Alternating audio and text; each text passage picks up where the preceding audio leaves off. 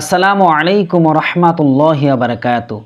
কিয়ামতের দিন মহান আল্লাহ পাক রব্বুল আলামিন আমাদের কাছ থেকে যে হিসাবটি সবার প্রথমে নেবেন সেটা হলো নামাজের হিসাব। এবং ইসলামের দ্বিতীয় রকম হলো নামাজ। এই নামাজের কতটুকু ফজিলত রয়েছে, বিশ্ব নবী হাদিসের মধ্যে এই নামাজের কতটুকু ফজিলত বর্ণনা করেছেন, সেগুলো আজকে আপনাদের সম্মুখে আলোচনা করব। তো চলেন ভিডিওটি আমরা শুরু করি। আল্লাহ পাক রব্বুল আলামিন কোরআন মাজিদের মধ্যে জানিয়ে দিয়েছেন, ওমা উমিরু ইল্লা লিয়াবুদু আল্লাহ মুখলিসুনা লাহুদ্দিন হুনাফা ওয়া ইউকিমুস সালাতা ওয়া ইউতিয়াজ যাকাতা ওয়া যালিকা দিনুল কাইয়্যিমা। আমার আল্লাহ পাক রব্বুল আলামিন বলেন, তোমরা একানিষ্ঠভাবে আল্লাহর ইবাদত উপাসনা করবে, নামাজ কায়েম করবে আর যাকাত প্রদান করবে। তোমরা আল্লাহর উদ্দেশ্যেই, আল্লাহকে সন্তুষ্ট করার উদ্দেশ্যে এই ইবাদতগুলো করে থাকবে।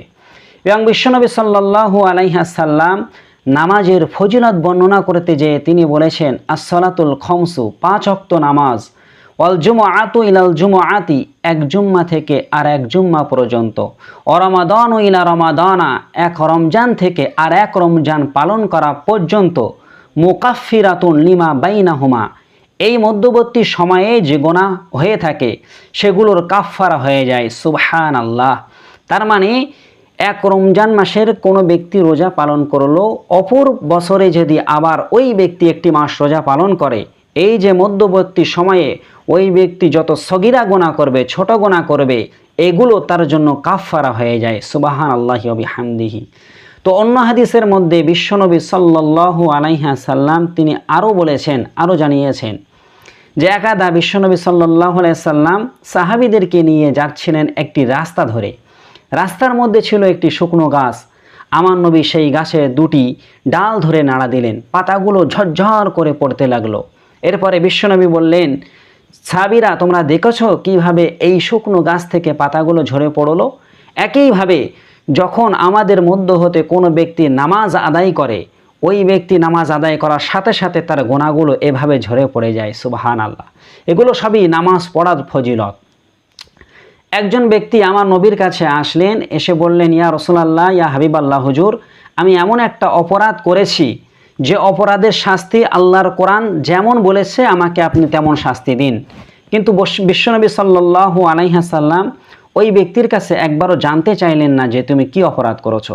এমন সময় নামাজের সময় হয়ে গেল। বিশ্বনবী সাল্লাল্লাহু আলাইহি ওয়াসাল্লাম এবং ওই গুনাহগার ব্যক্তি সহ সবাই একসঙ্গে নামাজ পড়লেন। নামাজের পরে ওই ব্যক্তি আবার বললেন, ইয়া রাসূলুল্লাহ, ইয়া হাবিবাল্লাহ হুজুর, আমি যে গুনাহ করেছি আল্লাহ পাকের কিতাব অনুযায়ী আমাকে সাজা দেওয়া হোক। বিশ্বনবী বললেন, তুমি কি আমাদের সঙ্গে নামাজ পড়োনি? লোকটি বললেন, জি হুজুর, আমি আপনাদের সঙ্গে নামাজ আদায় করেছি, নামাজ পড়েছি। তো বিশ্বনবী বললেন, তুমি যে অপরাধ করেছো, এই নামাজ পড়ার দরুন তোমার সেই অপরাধ আমার আল্লাহ পাক রব্বুল আলামিন মাফ করে দিয়েছে। তার মানে এই হাদিসগুলো থেকে আমরা সুস্পষ্টভাবে জানতে পারি যে নামাজ মানুষের গুনাহকে ঝরিয়ে দেয়, মানুষের পাপ সমৃহকে মুছে দেয়। আল্লাহর নবী অপর হাদিসের মধ্যে বলেছেন, যখন কোনো ব্যক্তি নামাজ আদায় করার জন্য উজু করে, এই উজু করার সময় সে যখন তার হাত মুখগুলো ধোয়, এই ধৌত করার সময় তার গুনাহগুলো তার হাতের সঙ্গে পায়ের সঙ্গে ধুয়ে সাফ হয়ে যায়, পড়ে যায়। সুবহানাল্লাহি ওয়া বিহামদিহি। এখন আমরা জানবো এই নামাজ না পড়লে আমাদের কি পরিমাণ ক্ষতি হতে পারে। তো হজরতে ইবনে মাসুদ রাদিয়াল্লাহু তাআলা আনহু বিশ্বনবীর কাছে প্রশ্ন করেছিলেন, ইয়া রাসূলুল্লাহ, আইয়ুল আমালি আহাব্বু ইলাল্লাহি তাআলা, আল্লাহর নিকটে সবচাইতে কোন ইবাদত, কোন আমল উত্তম? আমার নবী বলেছিলেন, ক্বালা আস-সালাতুল ওয়াক্তিহা, সময় মতো নামাজ আদায় করা, এটাই হলো আমার আল্লাহর কাছে সবচাইতে প্রিয় আমল। কুলতু সুম্মা আইয়ুন, এরপরে আমি আবার জিজ্ঞাসা করলাম, ইয়া রাসূলুল্লাহ, এরপরে কোন আমল উত্তম? আমার নবী বললেন, বিররুল ওয়ালিদাইনি, পিতামাতার সঙ্গে সৎ ব্যবহার করা, এটাই হলো উত্তম আমল। সাহাবী আবার জিজ্ঞাসা করলেন, কুলতু সুম্মা আইয়ুন, এরপরে কোন আমল উত্তম? আমার নবী বললেন, ক্বালা আল জিহাদু ফি সাবিলিল্লাহ, আল্লাহর রাস্তায় জিহাদ করা। এই তিনটি কাজকে বিশ্বনবী সাল্লাল্লাহু আলাইহি ওয়াসাল্লাম সবচাইতে শ্রেষ্ঠতম কাজ বলে তিনি ঘোষণা করেছেন।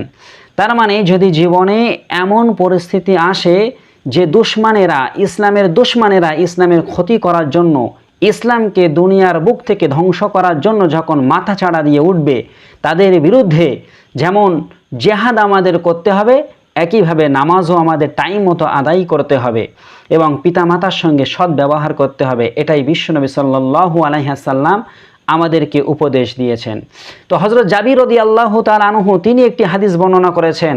আল্লাহ নবী এই হাদিসের মধ্যে বলেছেন, বাইনাল আবদি ও বাইনাল কুফরি তারকুস সালাহ, বান্দার মাঝে আর কুফরির মাঝে পার্থক্য হলো নামাজ পরিত্যাগ করা, নামাজ ছেড়ে দেওয়া।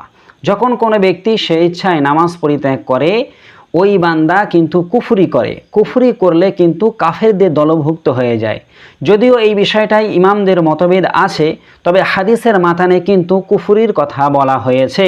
তার মানে যখন কোনো ব্যক্তি সে ইচ্ছায় নামাজ ছেড়ে দেবে, সে কিন্তু কুফরি করে বসবে। অপর হাদিসের মধ্যে বলেছেন, সল্লু খমসাকুম, তোমরা 5 ওয়াক্ত নামাজ আদায় করবে। অসমু শাহরাকুম, যে মাসটিতে তোমাদের জন্য রোজা নির্ধারণ করা হয়েছে, এই মাসটিতে তোমরা ঠিকমতো রোজা পালন করবে। ওয়াদ্দু যাকাতা আমওয়ালিকুম, আর তোমরা তোমাদের ধন সম্পদের জাকাত প্রদান করবে।